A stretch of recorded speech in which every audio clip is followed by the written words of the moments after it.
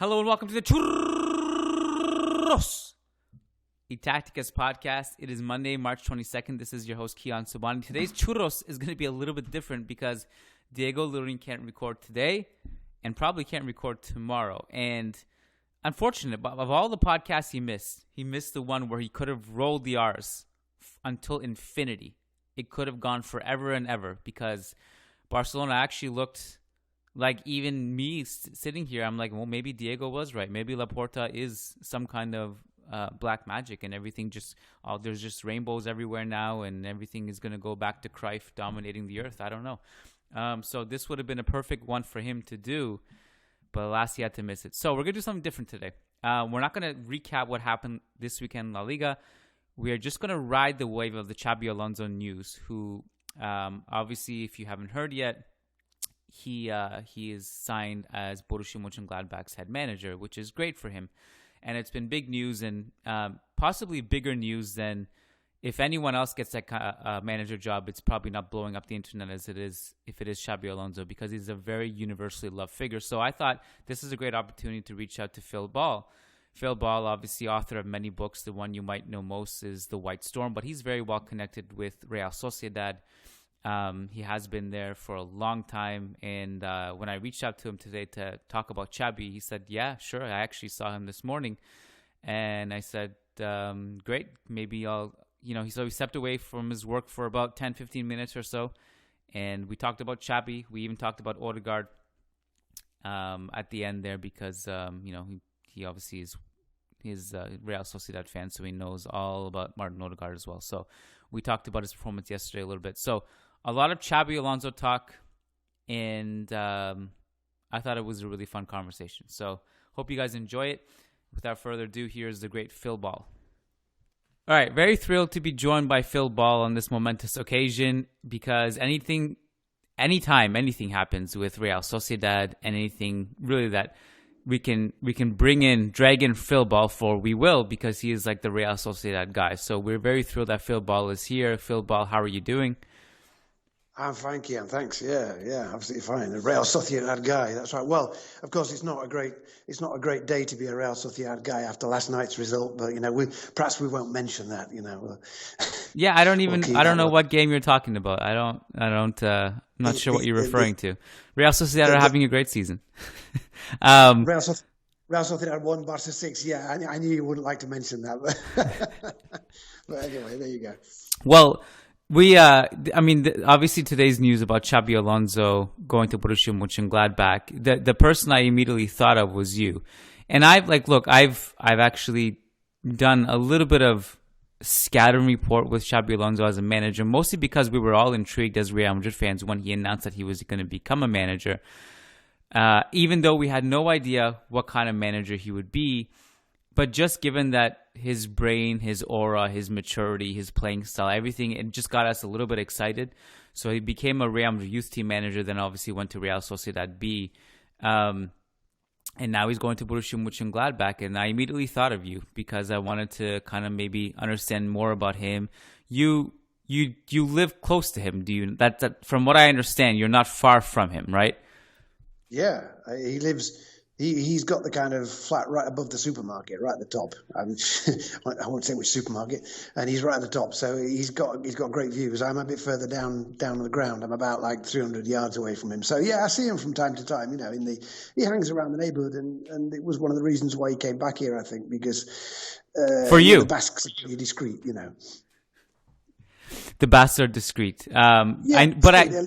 I think leave him alone. He really doesn't get bothered in bars and things. He can wander around and have a coffee with his daughter, and I've seen him often having a coffee with his daughter, and people just kind of, they might nod, but people aren't like that here. They leave him be, and I think he needed 2 years of that, I think. But hey, now he's going to go back. It's interesting. Well, even in Madrid, he was never one to really hide because he was one of possibly the only Real Madrid player at that time when he was in the squad that actually lived in the city. Like, he didn't live that far from the Bernabeu. And anytime I walk to the Bernabeu when I'm there, you can kind of like just pass his neighborhood where he lived.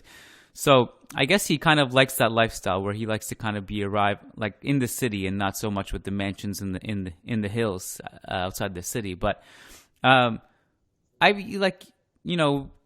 I suppose the purpose of this podcast isn't to necessarily discuss what kind of playing style he might have, although you might have some insight about that. I cannot claim I've watched any of his Real Madrid youth team games, nor his Real Sociedad B games. But, I've just done a lot of reading on his tactics there with people who actually have used Y Scout to actually go through what kind of formations he uses and all that stuff. But what do you think his destiny is as a manager? Like, what kind of manager do you think he is and will be? And what kind of insight do you have on his temperament?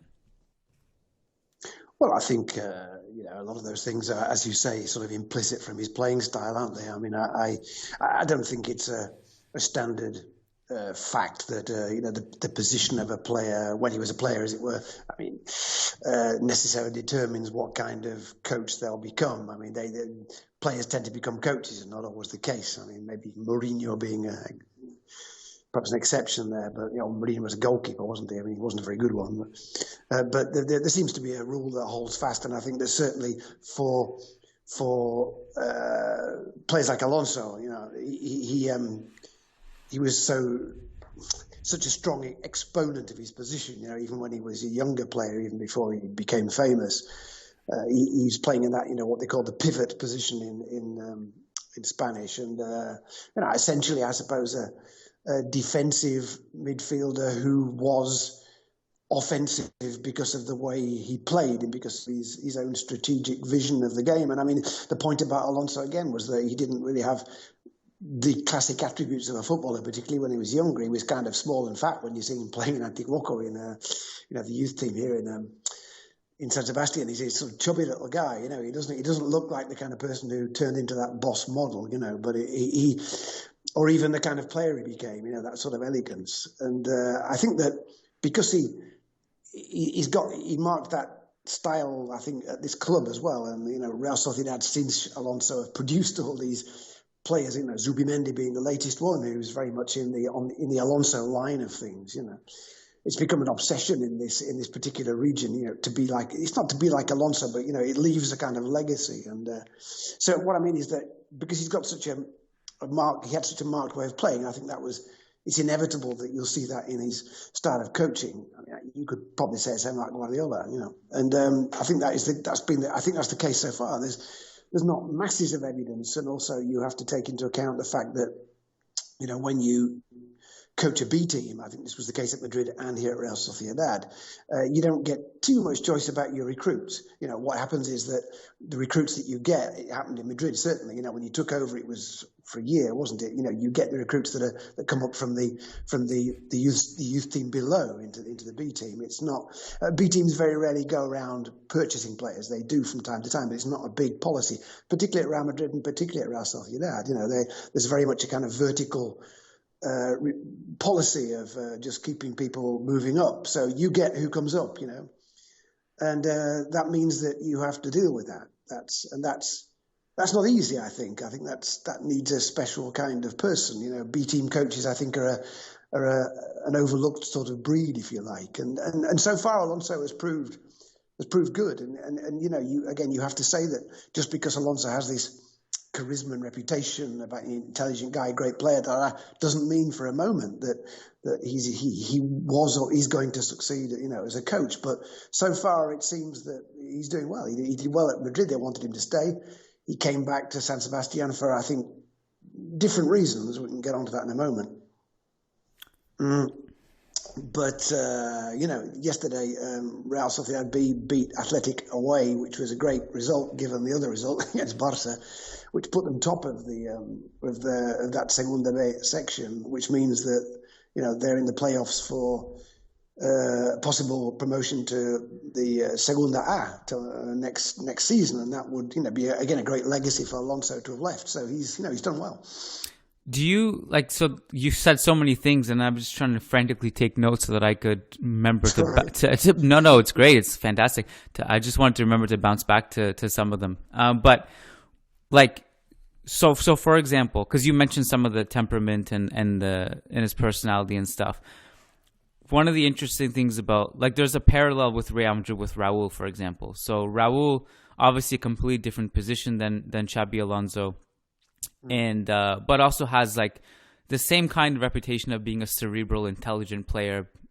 Like a lot of his goals, I mean, as great as he was and as great as his goals were, a lot of his goals were just like him, just using his off-ball movement to get into the right spots and linking up to the team and just forming these attacks and being so hardworking, all that stuff. But he also wasn't really known as like a feisty player. Somebody like, like for example, I don't know, take your pick, Gattuso, for example. Like his temperament on the field is completely polar opposite to somebody like Gattuso, for example, or Juanito. But when you watch him, I've had a chance to be at several Castilla games before the world ended last March, and just being there, seeing him, like sitting directly behind him at times, he is just so different as a manager. Where he's almost like Diego Simeone, the way he shouts, the way he barks, the way he never sits down. He's always shouting something. And I'm just wondering, like, do you have any insight on Xabi Alonso in that sense? Like, is he different than he is as a player in that sense? No, that's a very good point. And I was about to say to you that what's interesting about Raul, for example, is that as a player, I don't really think he stood out he didn't stand out as a communicator. I mean, most of his communication was sort of implicit. It was just the way he looked at certain people or at certain players. He wasn't sought by the press because he wasn't a kind of soundbite guy. He tended to avoid the press anyway. So it's that kind of player you don't expect to become an effective trainer. But as you say, it's rather strange because he's quite vocal, isn't he, on the sidelines? Whereas Alonso's view of training, as far as I know, his view of it is that if you prepare the game properly, if your players are prepared, if you've talked them through it, if you told them about what you want them to do, if the strategies are clear, blah blah blah, the training's been efficient, then there's no need to be shouting and screaming on the touchline unless something really bad's happened. And Alonso certainly doesn't do that. He's reasonably active on the touchline, but he's not hyperactive. He's not a Simeone, if you like. You wouldn't expect him to be, I think. And I think what Alonso wants to communicate to his players is, calmness. He doesn't want them to be nervioso, as they say in Spanish. He wants it to be, calm and collected, and I think that his team does demonstrate that. And anyway, the other thing is that the team is very much a reflection of what's above. Despite again last night, Real Sociedad are a possession-based side, and that seems to be the philosophy that runs through the club. They want to play football and they want to do it in a certain way, and Alonso was obviously an obvious choice. In fact, a much more obvious choice than Imanol, the first team coach, who was surprisingly become a bit of a success, But I mean, when Alonso was first employed, my instinct told me that he was being employed in order to eventually replace Imanol. But I think we've all been proved a bit wrong on that one. Imanol's proved it wrong himself by becoming a strong candidate to stay where he is. And maybe Alonso smelt that, maybe Alonso's seen that. And this opportunity's come along, and he's decided to take it. And I think he'll be a success because he is a good communicator. I mean, apart from what he does on the touchline, he speaks 4 languages. He speaks them all very well. He's an intelligent guy. He's above the average, certainly, of your average footballer. And he can communicate, and I don't think he needs to be the sort of shouty kind of coach. I'm not criticising Raul in that sense, but I'm as surprised as you at the way Raul actually seems to behave on the touchline. But it seems kind of almost opposite to what he appears to be. But no, Alonso's pretty much the same. He's the same on the touchline as he is in an interview, as he is if you see him in the street, as I did this morning. Well, I think it's interesting because he kind of took the Pep Guardiola route almost like towards the end of his playing career, where he wanted to put himself in a position to learn from as many coaches as he possibly could before he retires. Yeah. Guardiola went on that famous pilgrimage to see Bielsa, but then bounced around multiple different countries. He wanted to learn from the best before he retired. Xabi Alonso did that, especially going to Bayern at the end. But I think that makes him an interesting candidate to be one of the next kind of like the next crop of player. And again, like a part of this is like just me being a fanboy, like just assuming he's going to be great because it's impossible not to love him. And he's got, you talked about his character, his ability to communicate, but also just like everything about him. It's just like, it's almost like a home run because he's also done his homework. He's not just stumbling into a coaching position by luck. He's worked hard. It's not just his name, that we're discussing here. Do you feel like he was extra pragmatic with his coaching? Like, do you think there was, if Real Sociedad were like just come in and take over the A team now instead of going to a youth team, was that an option? But he just wanted to take his time. I think there were various reasons, Kiyan. And it's difficult to kind of decouple one from another. I think that I know for a fact that he wanted his kids to be educated in Basque for a while, because they hadn't had that chance. They'd been around, they'd been in England, they'd been in Germany.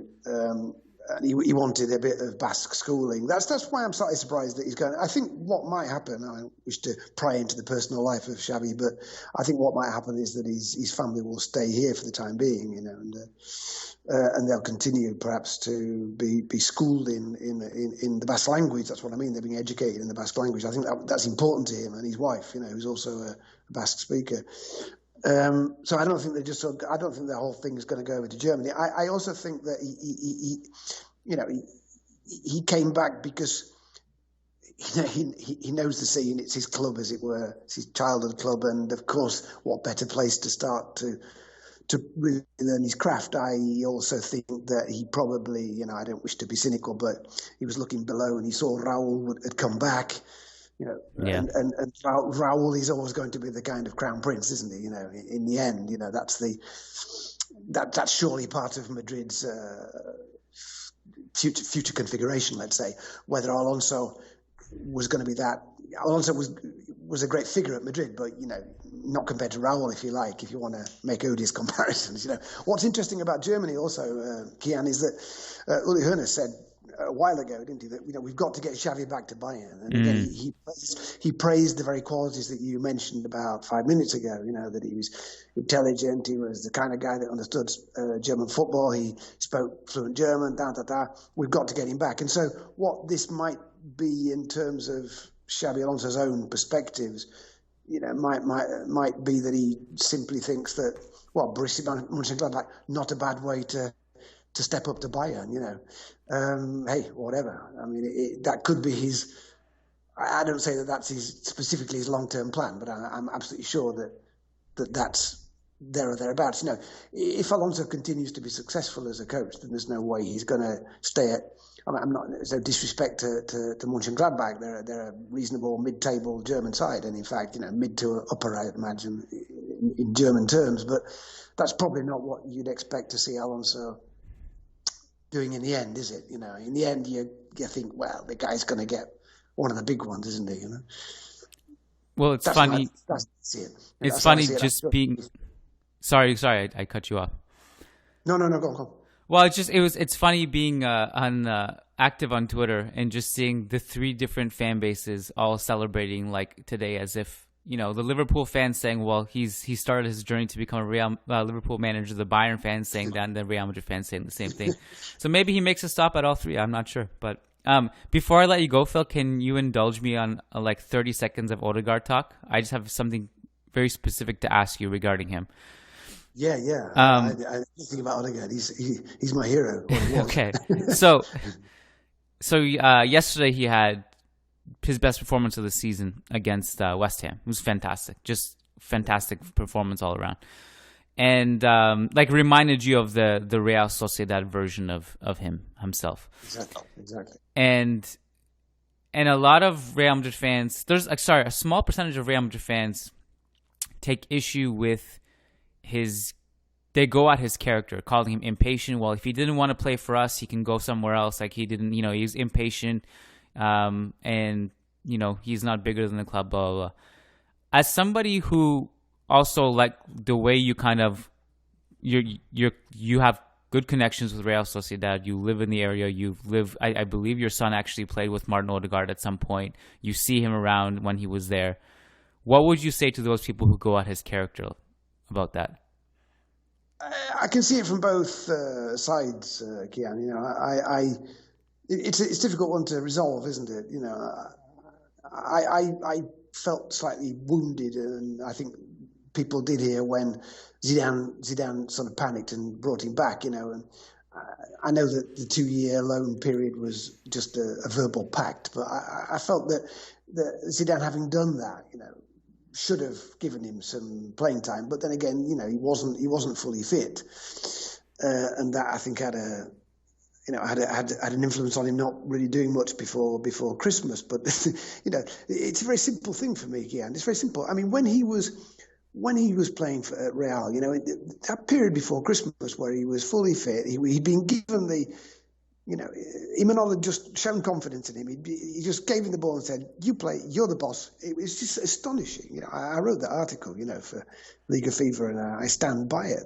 At that point for me, he was the best midfielder in Europe, and there was nobody doing anything that he was doing. It was, I've never seen anything like it. It was a privilege to see it, and I don't get carried away too easily these days. You know, I thought he was fantastic. He fell away a little bit towards the end, but he got tired. You know, he was playing in every game, but that's the point about Odegaard. If you don't, he has to play. He has to feel he's got the baton, and so. When Real Madrid supporters say, you know, he was a bit impatient. I'm not okay.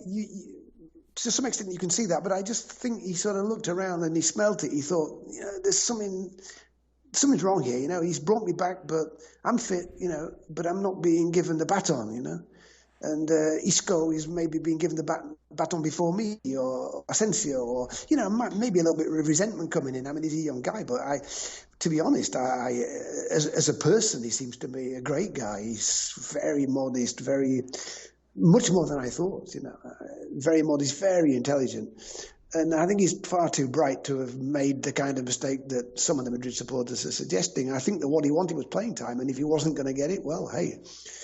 And, you know, surely it's working out well for Arteta. It's probably going to work out well for Zidane in the end, isn't it? Because, you know, he's playing for Arsenal now, like, as you say, like he was playing for Real in that period before Christmas, you know, before his knee. Yeah. He got that slight knee problem. And he's just, if he's on form, if he's fit, if he's confident, he just destroys people. He's wonderful. I really, really do think he's still, you know, he's going to be a top player, and Real Madrid will be totally insane to lose him, or even I mean, Arteta's talking about trying to sign him at the end of the season, but, you know, Real Madrid would be insane to let that happen, to be honest. You know, they've really got to get their thoughts in gear about that, in my view. You know? Well, you also made a key point, that this also, it's good for Zidane in the long term, because I think that's one point that fans sometimes miss, is that, you know, it's not, sometimes they fabricate these feuds between club and player that may not exist. You know, it's very possible that, you know, if Real Madrid were like, well, if you go there and you play well, that's beneficial for us too long term. So why don't you go there, go your development there? And maybe we made a mistake. Maybe we shouldn't have recalled you from La Real so early. So go there and then come back even more polished player. So sometimes we create unnecessary drama when maybe it doesn't really exist. You know what I mean? So yes, I think that's probably true. Yeah. And again, you know, the other thing is that everybody said that Modric, this would be, you know, he wouldn't be playing as much, he wouldn't be so good, but Modric is absolutely fine.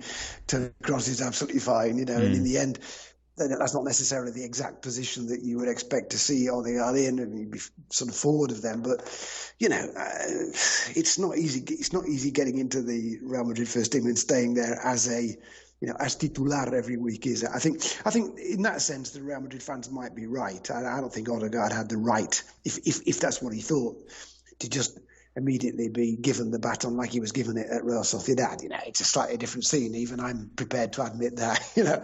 So maybe the Arsenal thing, although I didn't like it at the time, maybe it's going to work out for everybody. You know, maybe it's going to come up trumps for everybody, apart from Arteta, that is. Yeah. Well, we'll see how that unfolds. Phil, I appreciate your time. I think I've already abused it long enough. So thank you so much for taking the time on this short notice. And I appreciate you, and stay safe, and hope to see you soon at one point in San Sebastian. Maybe we'll grab a churro and a coffee. That'd be really nice. Thank you, Phil. Absolutely. Okay. Yeah. Pleasure, Kiyan. Yeah. Ciao. Bye-bye.